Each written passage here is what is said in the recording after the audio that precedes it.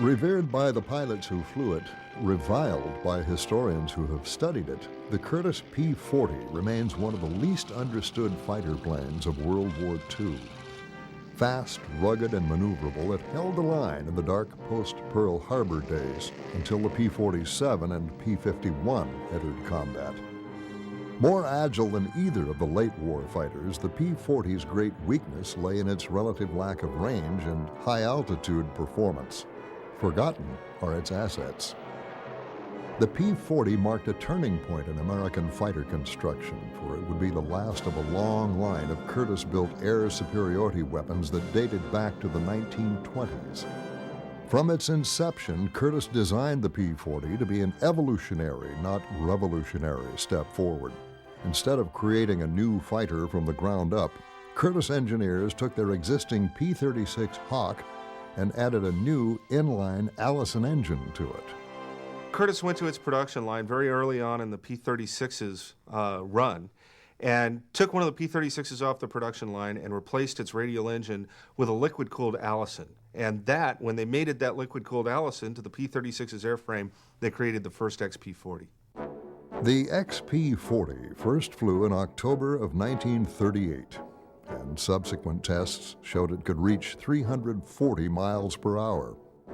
The following year, the Air Corps ordered 524 P-40s, with a contract valued at almost $13 million. It was the largest aircraft contract awarded since World War I. The first P-40s rolled off the assembly line in the spring of 1940. Both Britain and France were eager to purchase the new American fighter, though France's order, some 140 planes, came too late to save the French Air Force from being crushed by the Luftwaffe in May and June.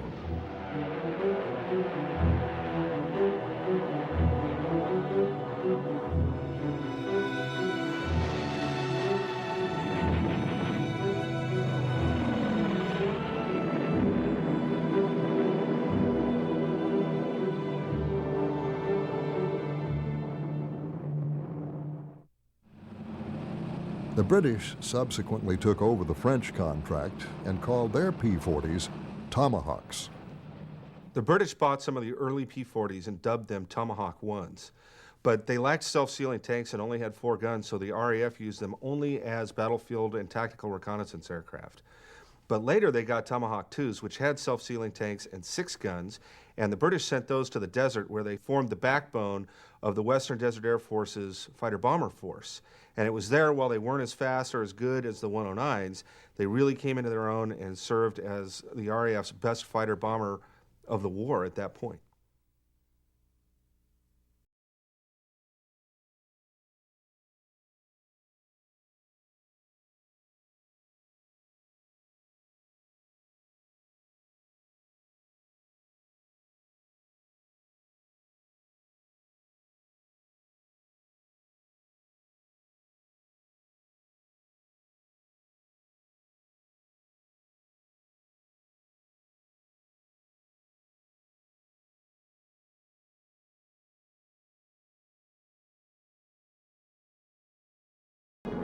You had to fly it right down to the ground.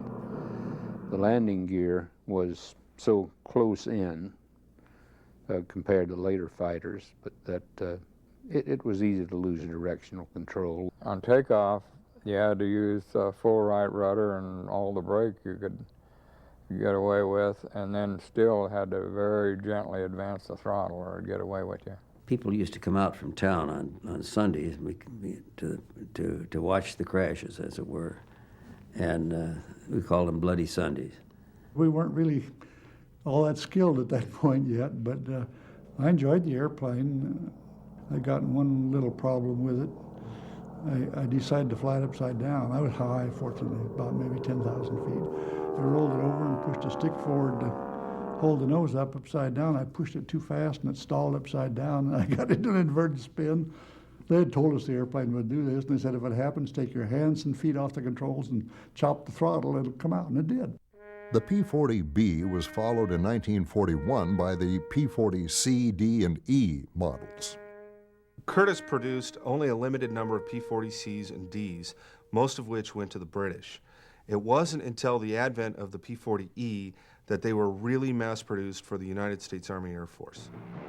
With the P-40E, Curtiss settled upon a basic airframe layout that changed only superficially through the rest of the P-40's production life. Gone were the .30 caliber guns in the wing. Instead, the E carried 6 50s, 3 in each wing. The E also incorporated a newer Allison engine with about 100 extra horsepower. Unfortunately, the P-40's weight had ballooned with the addition of other equipment and armor. The added horsepower did little to counter that trend, and the plane's maximum speed remained at about 350 miles per hour. In the air, the P-40 demanded an experienced pilot if its full capabilities were to be realized. P-40 doesn't have much inherent stability designed into it, apparently. The slightest change in power settings or airspeed just throws it completely out of trim. And your hand was just like a piano player on the trims, keeping up with the trim. And as long as you could keep up with it, why, the control pressures were really light and responsive. You could practically turn a P-40 inside out. You didn't develop the ability to utilize all the potential that a P-40 has until you've flown a P-40, I'd say close to 200 hours. Prior to Pearl Harbor, though, few pilots received anywhere close to 200 hours in a P-40. Spent some time in the cockpit and learned where everything was and passed a blindfold cockpit check, and you read the book for all the operating power settings and airspeeds and all that stuff, and got in the airplane, and somebody came up with you and checked you out, patted you on the shoulder and said, have fun, and we took off and flew.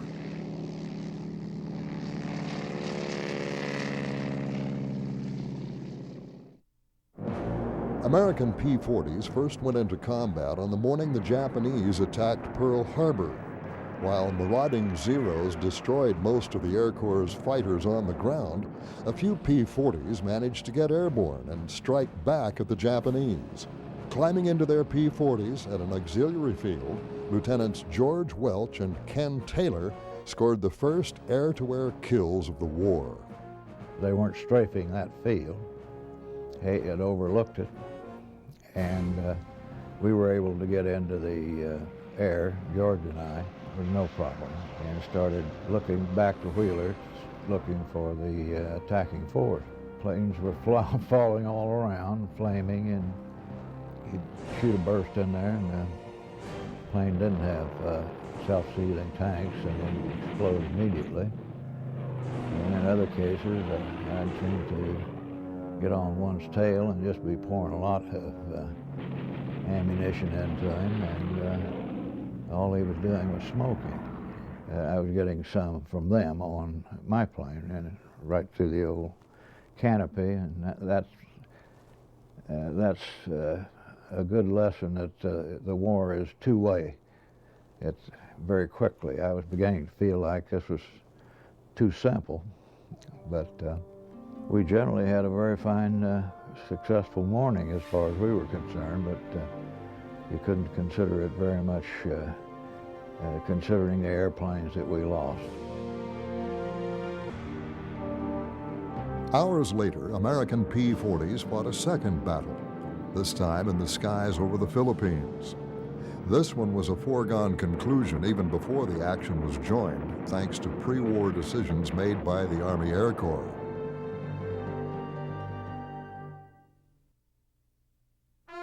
In the final months before Pearl Harbor, scores of P-40s were shipped to the Philippines to reinforce the defenses there and help protect the vital B-17s that had recently been deployed to Clark Field on Luzon.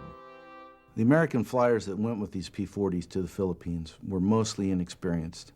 They'd come straight from advanced training.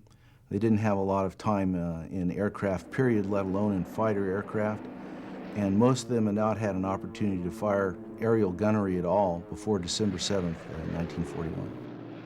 Making the transition from docile trainers like the AT-6 to the tricky P-40 took time and experienced instructors. The units in the Philippines had neither. The American pilots who flew in the Philippines had been briefed they'd be up against an inferior enemy, flying obsolete aircraft by pilots who were nearsighted and barely capable. They thought they were in for an easy fight. It turned out to be anything but. They paid the price for a failure of operational intelligence. I had a very low opinion of what I thought their ability would be. And being as young as I was, I had too high of opinion on exactly how good I was. I spent the next 60 years realizing how little I knew.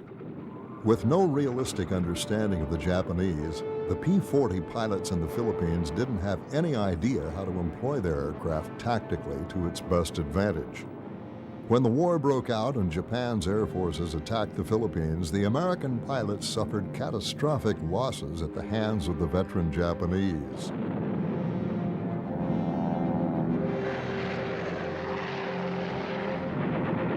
P-40 got its bad press at the beginning of the war in the Philippines when the guys flying them had just got there out of flying school. You know, they had no flying experience much in anything, much less a P-40. In order to humiliate the Americans, the Japanese pooled their most experienced pilots.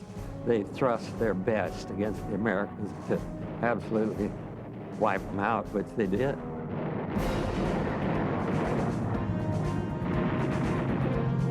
Within a month, the U.S. Army Air Corps presence on Luzon was almost totally wiped out. The few surviving P-40s escaped to Bataan, where MacArthur used them for reconnaissance and as ground attack weapons. Our P-40s, we had 7 flying at that time.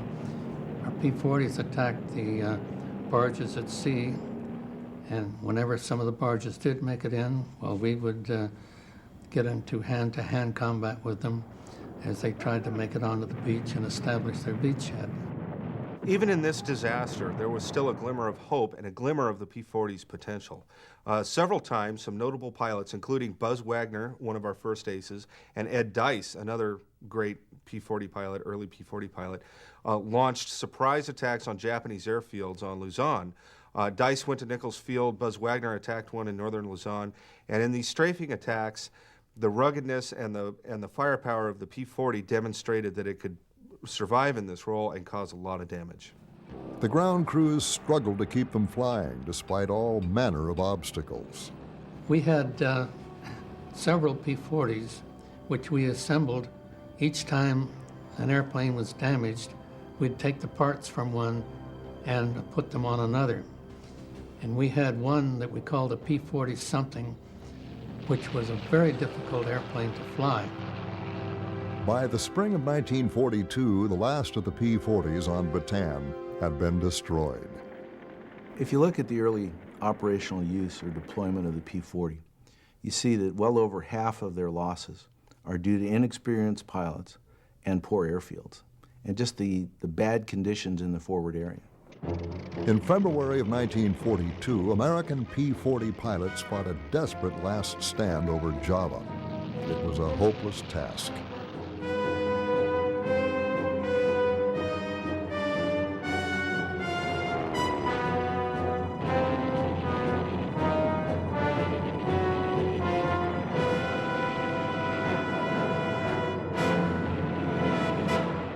At the worst there in Java, when every plane would come back shot up, the morale hit bottom, and pilots would be saying, well, this is nothing but suicide here.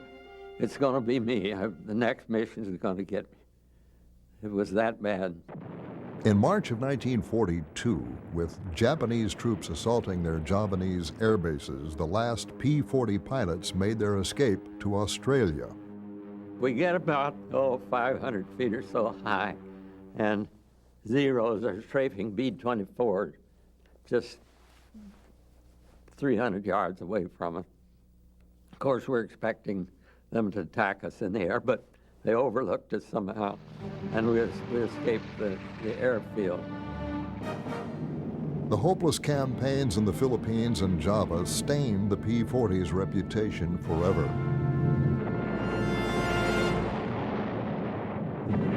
Some considered it dangerous to fly. and thought that it could not survive against first-line enemy aircraft. Lost in those defeats were the P-40's better attributes, its speed, durability, and diving characteristics. Instead, poor training, poor tactics, and a numerically superior enemy guaranteed disaster and ensured the deaths of many Americans in a futile cause in Southeast Asia. Yet in America's darkest hour, when defeat piled on defeat, one small band of intrepid aviators pointed the way to victory.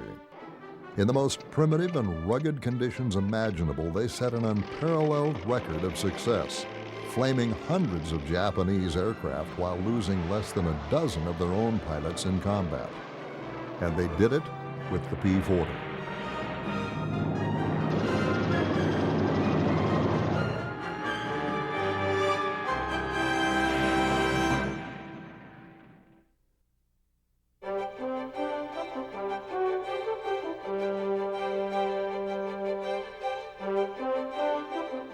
From late December of 1941 through July of 1942, the American Volunteer Group, known popularly as the Flying Tigers, cut a wide swath through Japanese air units in the China-Burma-India theater. In about 7 months of combat, the Tigers and their garishly decorated P-40s destroyed or probably destroyed over 450 enemy planes. The grim news on other fronts served to heighten the Tigers' own popularity back home, and these volunteers became living legends long before their unit was disbanded. For 8 months, these Chinese signs have been the only insignia of the most spectacular and efficient fighting force in aviation history. The genesis of the Flying Tigers organization actually goes back to the 1930s when one man, Colonel Claire Chennault, came to China to help Chiang Kai-shek build an air force that could halt the rampages of Japan's bomber force.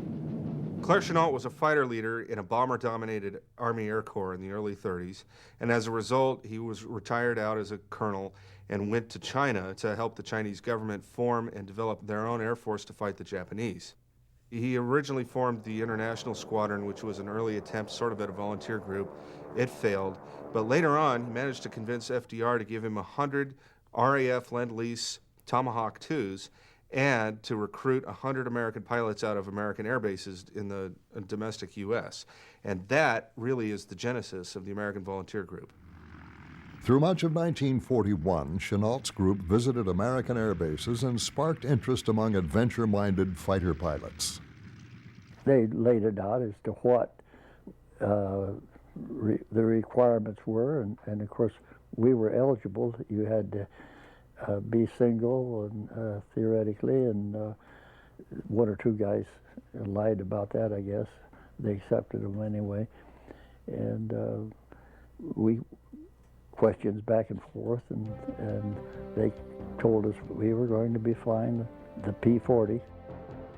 Unlike the units in the Philippines and Java, Chennault's new American Volunteer Group had a little bit of time to train together. Chennault had studied Japanese tactics and the fighters they used and had developed ways to maximize the P-40's assets against them. Chennault knew his aviation history. He had studied the 1918 campaign and had seen how the outnumbered Germans had used their Fokker D-7 fighters in hit-and-run attacks on Allied aircraft. And they could do it because they had an airplane that was robust and fast enough to get away in high-speed dives. Well, that's exactly what Chennault had in the P-40, so he applied those same tactics, and they formed the cornerstone of how the AVG operated in combat for the ensuing 8 months. He knew their characteristics. And he had charts on those airplanes, and he'd put one on his bulletin board and sit there with his pointer, and the way things worked out, of course, bombers were our primary target, and when you saw a fighter coming at you, all you had to do was put the nose down, and you left you way behind, because the P-40 had very good speed in the dive.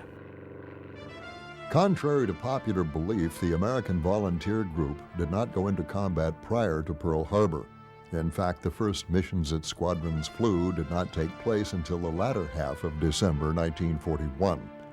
But those first encounters proved the validity of Chennault's energy tactics. the word came in that they were approaching, and pretty soon you could see this formation of bombers coming.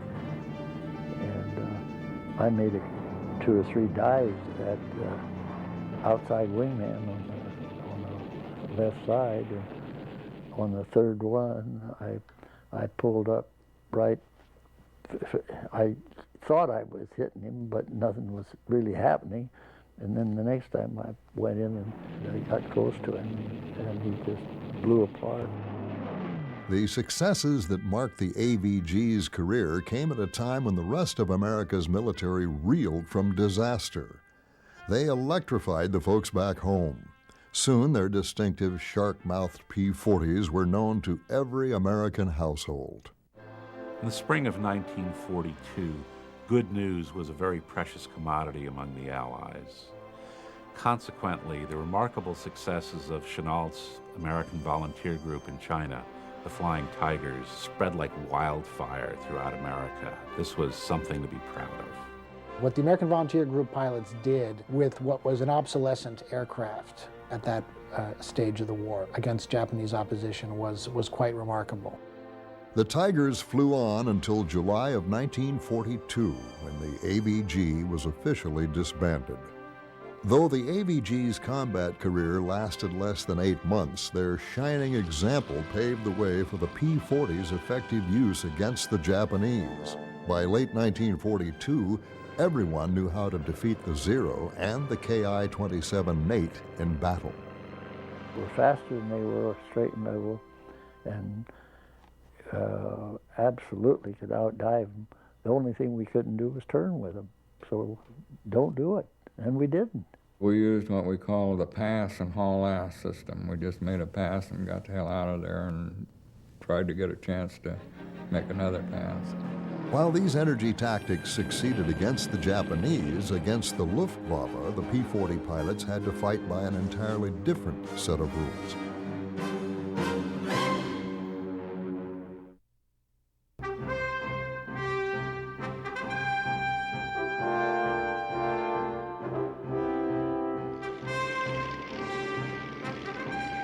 As Allied P-40 squadrons in the Pacific dueled with the lighter, more agile Japanese fighters, the first American P-40 units went into action against the Germans and Italians in the harsh North African desert.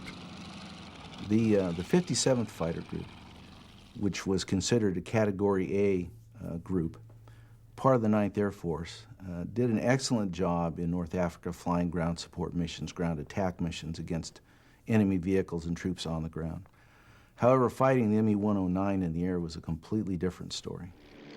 In North Africa, P-40 pilots learned the hard way that the AVG's hit-and-run or energy tactics didn't work against the Luftwaffe. The 109 had a higher speed, higher rate of climb, could climb to altitude. We couldn't. We were quite altitude limited with no superchargers. As far as the 190, it was a far better airplane than the 109. As a matter of fact, we had one of each in the 79th Fighter Group, and I got to fly both of them. The 109 was a very tight cockpit. If you looked over your shoulder, you'd bang your head. But basically, it had a lot of performance. It was kind of a nice airplane to fly. The 190 was a Cadillac compared to the 109. A nice cockpit, good visibility, had almost a semi-bubble canopy. All of the instruments and controls were right where they should be. It was a natural airplane. Good performance. The one advantage we had was that we could outturn them. And so anytime you got into a jam, about the only thing you could do to keep from getting hit was to get into a tight turn, which he couldn't keep with you. And if you could persuade him to stick with you, you could eventually get around, work into position on his tail.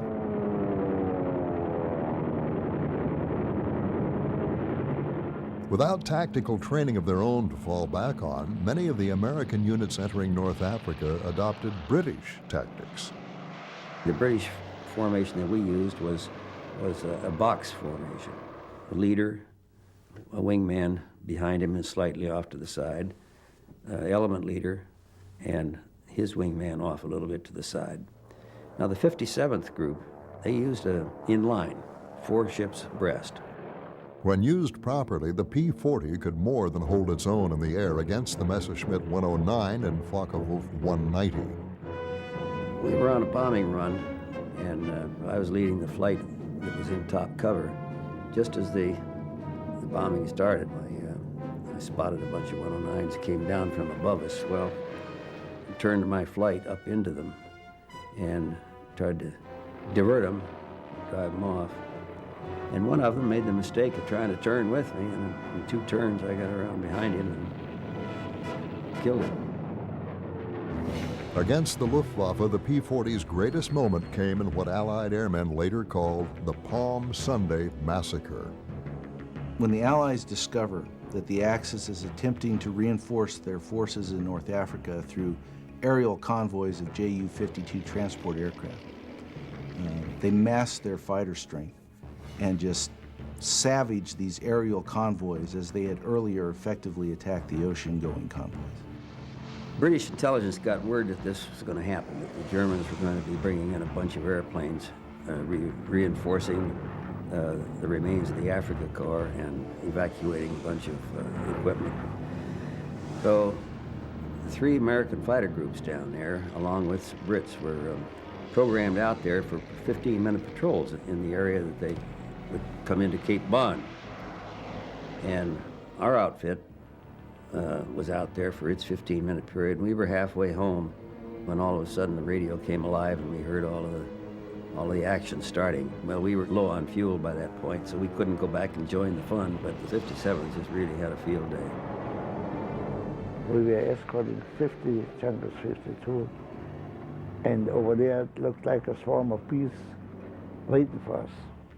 P-40, P-51s and Spitfires, and you name it.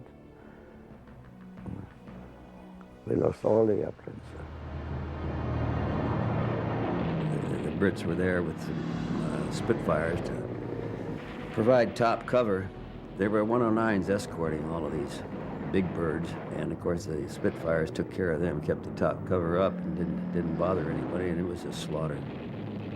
That was the biggest show I think that anybody had ever seen down in the Middle East. During the North African campaign, the P-40 demonstrated remarkable versatility. Stationed at desolate airfields with few facilities, ground crews learned to keep the fighters operational despite supply and spare parts shortages. The P-40s could endure even the harshest conditions with minimal support and still keep flying. Even getting to those desert strips could be a challenge. While some P-40s flew in from Gibraltar or were transported across the Atlantic in merchant ships, one group arrived in a most unusual manner. In January of 1943, the entire 325th Fighter Group actually launched off the USS Ranger, an American aircraft carrier, off the North African coast and went into North Africa to American air bases and began operations almost at once. This little incident really showed the flexibility and versatility of the P-40 because here it was launching off of aircraft carriers, something it frankly was never designed to do. All the 325th Group's P-40s made it aloft. The group formed up, then flew on to North Africa, where it became one of the best P-40 outfits in the theater. As the fighting in Tunisia raged on, the P-40 demonstrated its effectiveness as a ground attack platform. Most of what we did in the 79th in Africa was low level. We very seldom got above 10,000 feet. In fact, that was the bombing altitude that we would go in at and then go into the dive from there. But our missions were largely dive bombing or straight out strafing. In a straight out strafing, we were right down on the deck. Right on the deck, I mean on the deck. The Africa Corps was an extremely disciplined outfit. And anytime we attacked them strafing, they didn't just hide or run. They turned around and fought back. Those were the most costly missions. We lost most of our people in strafing. The dive bombing, we got pretty good at. Bridges, convoys, trucks, tanks. Out in the desert there, there wasn't much to hide under. There wasn't much in the way of terrain to shield you from anything. So convoys were quite noticeable. You could spot them pretty easily. And bomber escort, we did some of that. The 12th Bomb Group was down there, B-25 outfit, Pig B-25s. And we did some escorting missions for them. But most of our missions were dive bombing and strafing. The P-40 played a key role in the North Africa campaign, and by the time the Axis surrendered in Tunis, the Americans had deployed over a half-dozen fighter groups equipped with various versions of the Warhawk. Simultaneously, the Free French and British used Tomahawks and Kitty Hawks in many of their own squadrons as well. Perhaps the most unique P-40 outfit, however, was the American 99th Fighter Squadron. The 99th Fighter Squadron was a special unit. These were the famous Tuskegee Airmen, the first African-American fighter unit. They fought in the end of the North Africa campaign across the Mediterranean into Italy. They were not accepted by the Army Air Corps at first and took a lot of abuse, but their spectacular success over Anzio, where they downed a number of Focke-Wulf fighters, made them a welcome sight in the air for any Allied forces, and real bad news for the Luftwaffe. While the P-40 held its own against the Luftwaffe, by the spring of 1943, the Curtiss design was showing its age. Newer American fighters appeared on the scene, including the Republic P-47 and North American P-51. To compete with these new aircraft, Curtiss embarked on one more effort to modernize the P-40 and enhance its performance. Initially, those efforts bore mixed results.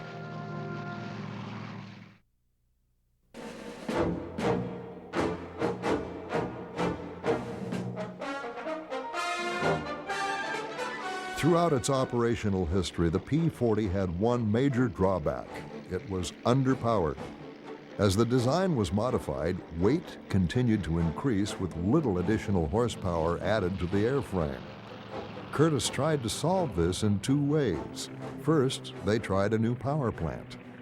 Well, the P-40F had a Rolls-Royce Merlin engine in it, so it had a different engine. It was still a liquid-cooled engine. This one had a supercharger, so it had slightly better performance at higher altitude, but it didn't add much to the P-40's overall speed or acceleration capabilities. So it wasn't that big of an upgrade. The F had the Merlin engine, which had a two-stage supercharger, so that at altitude, why it was more efficient than the Allison was. And Allison-powered P-40s, you could only get it to maybe 25,000 feet, and it certainly wouldn't perform as a fighter at that altitude. But I really liked the Allison engine better than the Merlin. The Allison was really a sweet-running engine at any power setting, and it seemed eager to work, just like a spirited horse. And the Merlin would do it, but it seemed kind of reluctant somehow. While the P-40Fs were widely used in the Mediterranean and to a lesser extent the Pacific, the fact was the new engine added little performance to the P-40. Unable to secure an engine with more horsepower, Curtiss went the other way and began stripping weight off the P-40. The P-40L was Curtiss's attempt to create a lightweight fighter out of the P-40. They did it by stripping a whole bunch of equipment off of it in hopes that it would increase its agility, its acceleration, and its air combat ability. It didn't work. Curtiss's engineers went to drastic lengths and pulled 4 of the 6 50 caliber guns out of the plane, removed the internal wing tanks, and eliminated much of the armor that made the P-40 so rugged in combat. The result was a disaster. Derisively called the Gypsy Rose Lee P-40 after the popular American stripper, the L model was detested by combat pilots. When I first got to the outfit, we were equipped with P-40Fs. They were exchanged later on for the L model, which was not as good an airplane. They took out 2 of the guns and took out some of the fuel, so it left us with less capability than we'd had with the F. But that was the way the ball bounced. The P-40L was a terrible mistake. And in fact, this caused a lot of goodwill to be lost between the military and Curtiss. So Curtiss began developing various experimental types, including the bizarre-looking XP-55 Ascender. But none of these experimental types panned out, and after the P-40, they really had nothing else to offer. So they did the only thing they could do in the middle of the war. They went back to the drawing board with the P-40 and tried to improve it some more. Curtiss learned from its mistakes and went back to the original P-40 airframe to incorporate all the lessons wartime service had taught them. What emerged would become the best P-40 of the war, one that ultimately extended its service life in the Pacific well into 1944.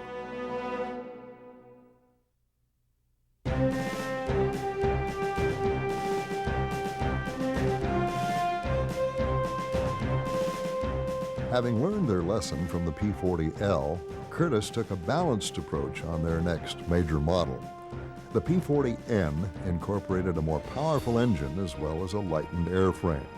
This time, a thorough study was undertaken to see what could be removed from the airframe without impacting combat performance. The first ones I flew, they'd taken the starter motor out. You had to hand crank them, and which was a really a pain. And they finally figured that there was only 5 pounds difference in the weight of the starter motor and the crank that you had to carry anyway. And so they put the starter motors back. The P-40N turned out to be the best Army Air Corps medium-altitude fighter of the war. Capable of almost 400 miles per hour on the deck, it could outturn a P-38 and a P-47 below 20,000 feet with ease. If handled right, it could also beat a P-51. And there was a P-51 group in Europe that kept a P-40 in their inventory to teach humility to some guy that thought he was getting pretty hot. They'd have him go up and maneuver against this P-40 with a good P-40 pilot in it. Deployed almost exclusively to the Pacific by the fall of 1943, the P-40N quickly earned the affection of its pilots. It was the most agile, quickest, most maneuverable of any of the planes we had in the Pacific, which were the P-47s and the P-38s. We liked it because of that factor. It couldn't really compete in maneuverability with the Zero, but it came closer than anything else we had. It was a very dependable airplane. It also carried more firepower than any other Army Air Corps fighter of its time except the P-47. With 6 50-caliber machine guns, P-40 pilots could pour lead onto any target, usually with devastating results. The P-40 had 6 50-caliber machine guns, wing-mounted, of course, and all hooked to one trigger. They were zeroed in for the optimum of 250 yards. And the gun sights we used were pretty primitive. We had some still with the old ring and post, had a ring in the cockpit and a post out on the nose of the airplane, and that was your rear and front sights. The N's terrific medium-altitude performance lent itself to the bomber escort role in the Southwest Pacific area. The 5th Air Force is undertaking low-level attacks using B-25s and A-20s, and escorting these attacks with P-47s or P-38s is really not very effective because they're much better at higher altitudes. The P-40N, on the other hand, just comes into its own in this kind of escort mission because it operates much more effectively below 20,000 feet. Some of the guys that I've talked to were surprised that we were still flying P-40s in August of 1944 down in the war.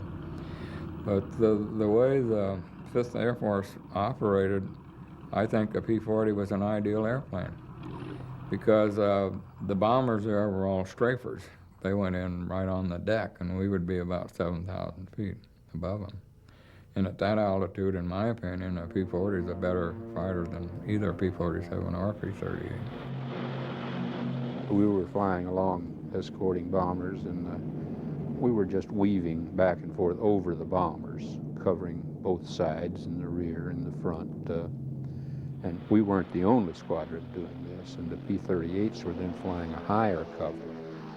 All of a sudden, in front of me, I see this red ball going by on a fighter plane, a Tony, I believe it was. And just automatically my belly tank dropped and my gun switches all came on, and I'm in a 90-degree bank going after him when this number 13 P-40 from the 7th Squadron came right in front, right on the tail of this Tony. That was DeHaven, and he got it. Did he? Oh, yeah. Debonair Bob DeHaven, who went on to star in several Hollywood films and later serve as Howard Hughes' personal pilot, was but one of dozens of aces who flew the P-40 in the Pacific. In the hands of such men, the P-40N proved to be a capable air superiority fighter. In combat against it, the Japanese suffered heavy losses. We dropped our tanks and went in on our first pass, but the bombers had made a turn that made me the closest to them. So I made a pass on the bombers and misjudged, and I was almost to ram this one by the time I bent my guns into fire on him, and I had time for just a short burst and had to pull up and go over him. As I went over him, I could see through this canopy the glow building down inside the aircraft. Bill Elliott said that very soon after I went over it, when it blew up, just pieces all over the sky. By June of 1944, the P-40's combat service was coming to an end. As the fighting in New Guinea wound down, more and more P-38s became available, and many of the Warhawk squadrons converted to the sleeker, faster Lightnings. In some cases, the P-40Ns that remained were growing war-weary with tired engines and patched-up airframes. And they gave me an airplane that had been rebuilt down at Depot that was something radically wrong with that thing. So it didn't fly worth a darn. And it almost killed a couple other guys before it almost killed me. Nevertheless, P-40 squadrons soldiered on, performing more and more ground attack and fighter-bomber missions through 1944 as Japanese aerial opposition in New Guinea dried up. We had some dive bombing missions. One I remember in particularly was in support of some Australian troops, and the criticism was that our bomb pattern was too small. We were all dropping on each other's bombs. P-40 was a good dive bomber. He just stood up on that left rudder to counteract the torque. Warhawks remained in frontline service through much of 1944 and even into 1945 as tactical reconnaissance aircraft for the AAF. Other nations used their P-40s in many cases right up until the end of the war, including Australia, the Soviet Union, New Zealand, and China. When the production of the P-40 came to a conclusion in November of 1944, the company had actually made something like 13,000 P-40s, but there was nothing else to replace it. And this marked a turning point in the history of the Army Air Force, actually. This was a relationship that stretched back 20 years to the P-1 Hawk, and now that relationship had effectively been severed. Curtiss Airplane Company's days were limited, and the Air Force moved forward with better designs from newer and different companies. Misunderstood for decades, its reputation scarred by the defeats suffered in the Philippines and Java, the P-40 has been consigned to mediocrity by legions of post-war aviation writers and historians. Yet the truth is, the P-40, when employed correctly, could be a capable and deadly aircraft. For 2 critical years, it formed the backbone of the U.S. Army Air Corps' fighter units and held the line until better aircraft with longer combat range could be produced. Obscured by flashier fighters like the P-51 and P-38, the Warhawk has been denied its proper place in World War II history. For those who flew it, though, its legacy is enduring. I would say the P-40 was just a very easy airplane to fly and a very good one. It had good speed, and obviously it couldn't turn with the zero, but didn't need to. The P-40 was an airplane, very, very forgiving airplane. You could make a lot of mistakes, and it was so quick that you could recover from most of the mistakes that we as pilots made.